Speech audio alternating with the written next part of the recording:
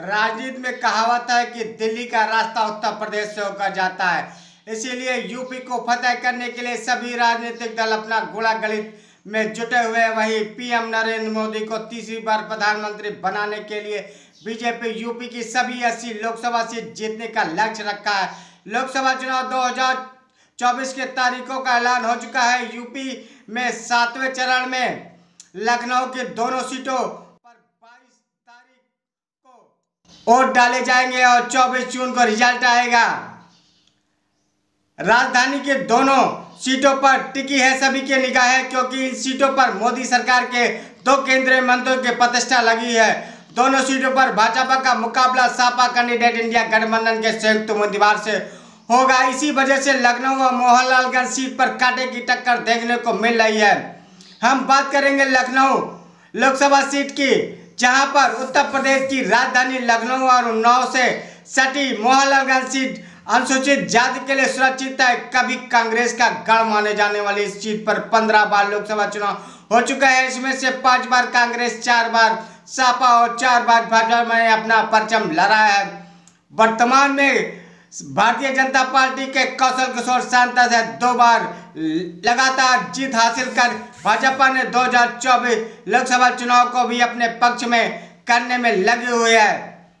इस बार उनके खिलाफ सपा और कांग्रेस की आर.के. चौधरी मैदान में उतरे हैं और दलित वोट बैंक होने के बावजूद भी बसपा यहां पर अपना कब्जा नहीं जमा सकी है। भारतीय जनता पार्टी का यहां पर दबदबा है। सपा की चुनौती भी काफी मजबूत है। यहाँ काबिज भाजपा आपकी बार कौशल किशोर को तीसरी बार हैट्रिक लगाने की जिम्मेदारी सौंपी है। वहीं सपा कांग्रेस के उम्मीदवार के तौर पर आर.के. चौधरी को मैदान में उतारा है, जिसकी कई दलों के साथ चुनाव लड़ने के बाद संसद बनने की हसरत अभी अधूरी है। देखना है कि मोहनलालगंज सीट में भारतीय जनता पार्टी को कितना कड़ी टक्कर दे पाते हैं आर.के. चौधरी। आइए रिपोर्ट को विस्तार से जानते हैं कि क्या है, कितना कड़ा मुकाबला है भारतीय जनता पार्टी के लिए इस बार।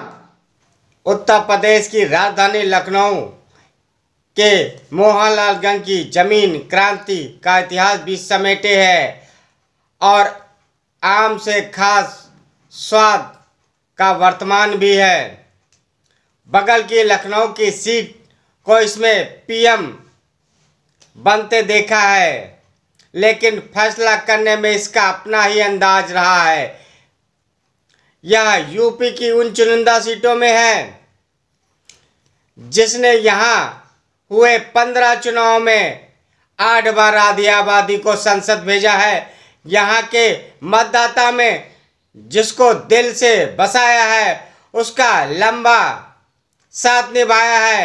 यहाँ पर काबिज भाजपा के अब की सियासी रण में मौजूद सांसद कौशल किशोर को ही हैट्रिक लगाने की जिम्मेदारी सौंपी है। वहीं सपा कांग्रेस के उम्मीदवार के तौर पर आर.के. चौधरी को मैदान में उतारा है, जिसकी कई दलों से लड़ने के बाद भी सांसद बनने की हसरत अभी अधूरी है। समाजवादी पार्टी ने पूर्व मंत्री आर.के. चौधरी को प्रत्याशी घोषित किया है।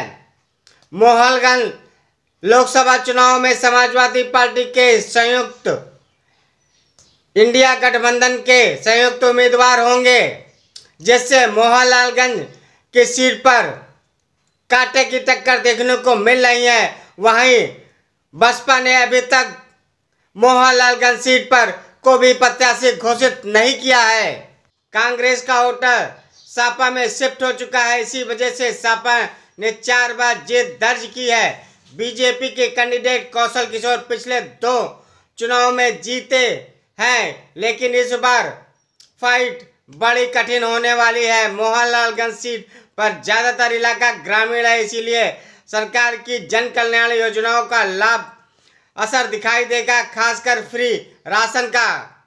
लखनऊ जिले की 4 विधानसभा सीटें बख्शीगढ़ तालाब, मोहनलालगंज, मलियाबाद और सरोजनी नगर व सीतापुर की सिधौली सीट मोहनलालगंज लोकसभा क्षेत्र में का हिस्सा है। एससी के लिए आरक्षित इस लोकसभा सीट कि 3 विधानसभा सीटें सुरक्षित है। इस सीट 1962 में अस्तित्व में आए पहले चुनाव में इसमें पड़ोसी लखनऊ में ताल से ताल मिलाकर कांग्रेस प्रत्याशी गंगा देवी को संसद भेजा है।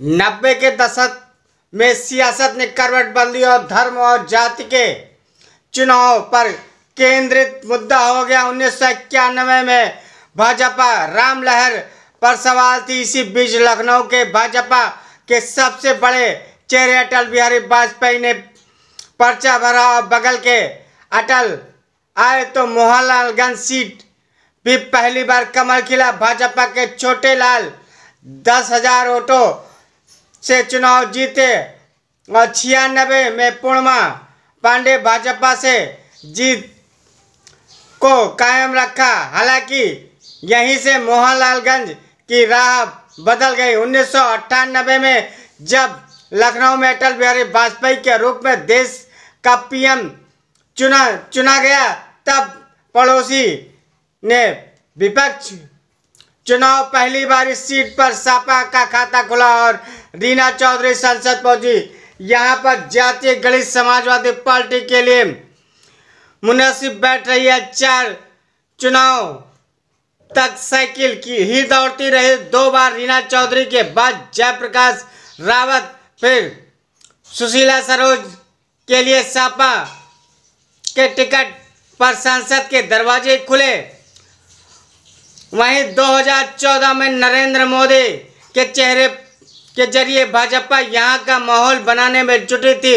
वहीं अमित शाह ने दूसरे दलों के जमीनी असर रखने वाले चेहरों को अपने पाले में करने में लगे थे। इसी कड़ी में माँ दुर्गा की कृपा पाने के लिए करे ये उपाय। कामरेज चाहे तो नवरात्रि के दौरान मानता है कि माँ जगदम्बा कम्युनिस्ट पार्टी के जगदम्बा धरती पर निवास करती है। इसलिए 9 दिन तक माता रानी की पूजा आराधना विधि विधान से करनी चाहिए। नवरात्र के पहले दिन घट स्थापना करनी चाहिए।